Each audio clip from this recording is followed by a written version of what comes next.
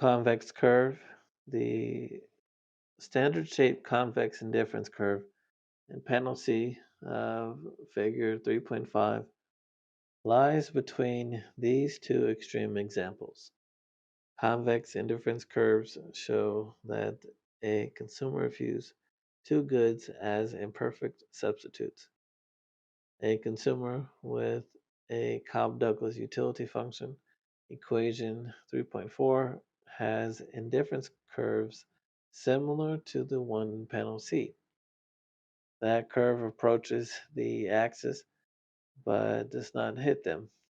One special case in which a convex indifference curve hits an x-axis is the quasi-linear utility function, capital U of q sub 1 and q sub 2 equals u of q sub 1 plus q sub 2, equation 3.9, where u of q sub 1 is an increasing function of q sub 1. The derivative of u of q sub 1 with respect to q sub 1 is greater than 0, and the second derivative of u of q sub 1 with respect to q sub 1 is less than or equal to 0. We have already looked at one extreme example, the perfect substitutes utility function, capital U of q sub 1 and q sub 2 equals q sub 1 plus q sub 2, where u of q sub 1 equals q sub 1. Another example is u of q sub 1 equals the square root of q sub 1, which has the properties that the derivative of u of q sub 1 with respect to q sub 1 equals 0.5 q sub 1 to the power negative 0.5 is greater than 0. And the second derivative of u of q sub 1 with respect to q sub 1 equals negative 0.25 q sub 1 to the power negative 0.5 is less than 0. This utility function is called quasi-linear because it is linear in one argument, q sub 2, but not necessarily in the other, q sub 1.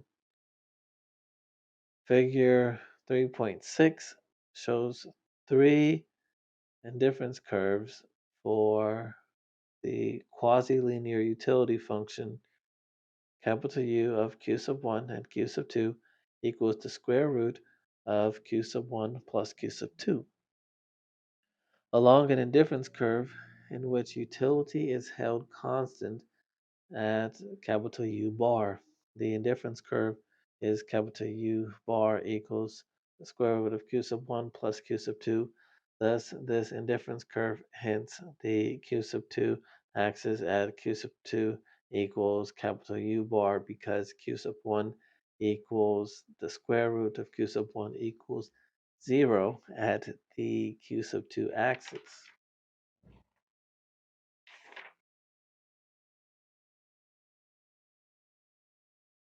We have the figure 3.6 and then the application and then the solved problem. Now figure 3.6 is titled quasi-linear preferences. On the vertical axis we have q sub 2 units per day and the horizontal axis q sub 1 units per day. And there are three curves. They are not labeled, but they are all shaped the same in parallel and of a downward swooping demand-like curve, but with a swoop similar to the shape of a Nike sign. And there are three, and there's, again, they're parallel, and there appears to be a downward sloping horizontal line that is approximately 5 degrees or 10 degrees downward slope that has a uh, a connecting point of a dotted horizontal line to the curve. So there's three of them, and the text reads: the indifference curve corresponding to the quasi-linear utility function capital U of q sub 1 and q sub 2 equals the square root of q sub 1 plus q sub 2 are parallel. Each indifference curve has the same slope given at q sub 1. Application: indifference curves between food and clothing. There's a graph where on the vertical axis says food at home per year, and a horizontal axis that says clothing per year. And there are four indifference curves, all different shapes. I sub 1 closest to the origin and curves deeply in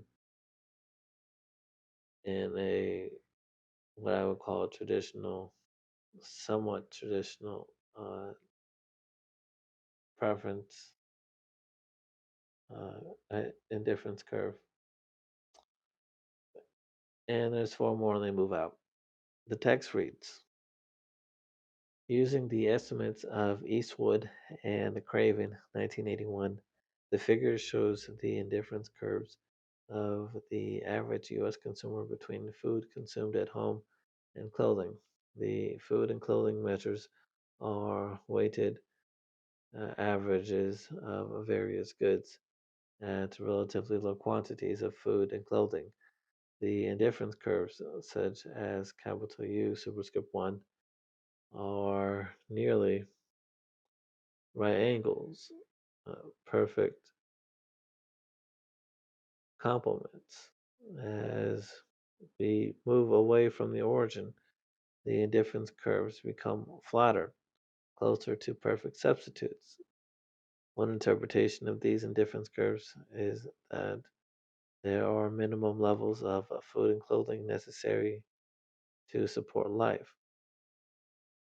The consumer cannot trade one good for the other if it means having less than the critical level. As the consumer obtains more of both goods, however, the consumer is increasingly willing to trade between the two goods.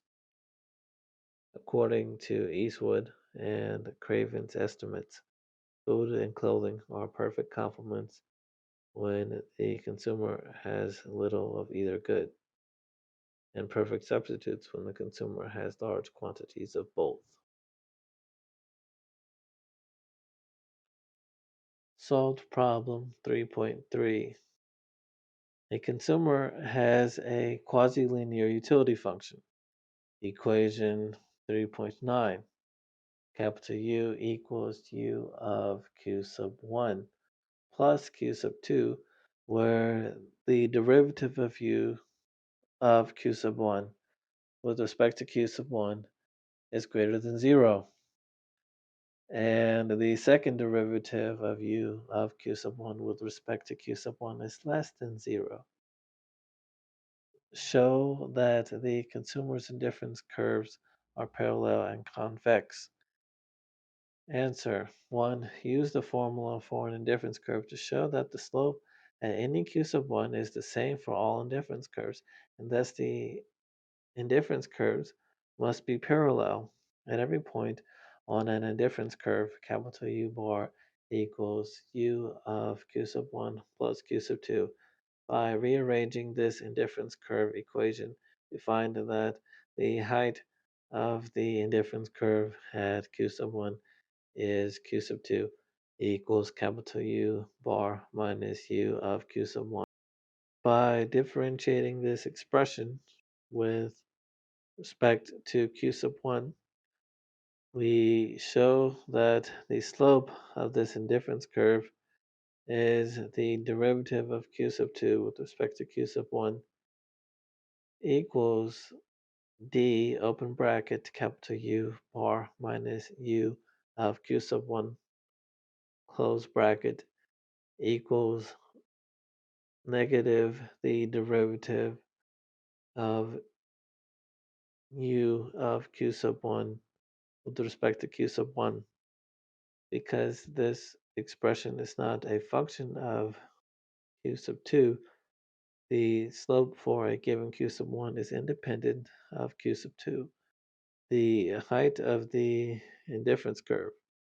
Thus, the slope at q sub 1 must be the same on each indifference curve as figure 3.6 illustrates, because the indifference curves have the same slopes for each given q sub 1 and differ only in where they hit the q sub 2 axis. The indifference curves are parallel. 2. Show that the indifference curves are convex by demonstrating that the derivative of the slope of the indifference curve with respect to q sub 1 is positive. We just derived that the slope of the indifference curve is the derivative of q sub 2 with respect to q sub 1 equals negative the derivative of u of q sub 1 with respect to q sub 1. If we differentiate it again with respect to q sub 1, we find that the change in the slope of the indifference curve as q sub 1 increases is the second derivative of q sub 2 with respect to q sub 1 equals the negative second derivative of q sub of u. Let me repeat. Negative second derivative of u of q sub 1 with respect to q sub 1 because the second derivative of u of q sub 1 with respect to q sub 1 is less than 0. We know that the derivative of q sub 2 with respect to q sub 1 is greater than or equal to 0. The negative slope of these indifference curves becomes flatter as q sub 1 increases, which show that an indifference curve is convex and bends away from the origin. That is, the indifference curve has a diminishing marginal rate of substitution.